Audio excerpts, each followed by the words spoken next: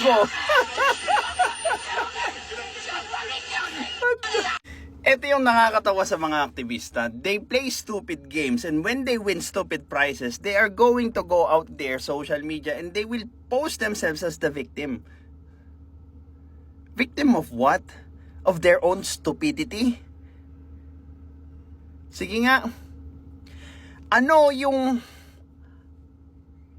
mataas na probability na masagasaan ka pag ginawa mo yung ganyang klaseng pagpoprotest? 'Di ba? So, ang alam nyo lang ba na klase ng protesta ay yung nakaka-disturb sa ibang tao na ginagawa lang naman nila yung trabaho nila at yung everyday buhay nila? Sige nga. People who work honestly to provide for their family, and yet, tingnan mo yung ginagawa mo.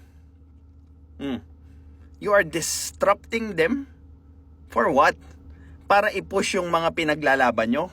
Bakit hindi ba siya pwedeng gawin sa ibang pamamaraan na kung saan walang ibang mapeperwisyo? Yung wala ka nang silbi sa lipunan, nagre-reklamo ka lang buong araw dyan sa kalsada. 'Di ba? Nagiging entitled ka lang for mga bagay na hindi mo naman gustong gawan ng paraan. Ikaw pa, yung may lakas ng loob, perwisyoin yung ibang taong nagtatrabaho and does make actually an actual effect or improvement sa society natin dahil sa trabaho nila. And yet, here you are.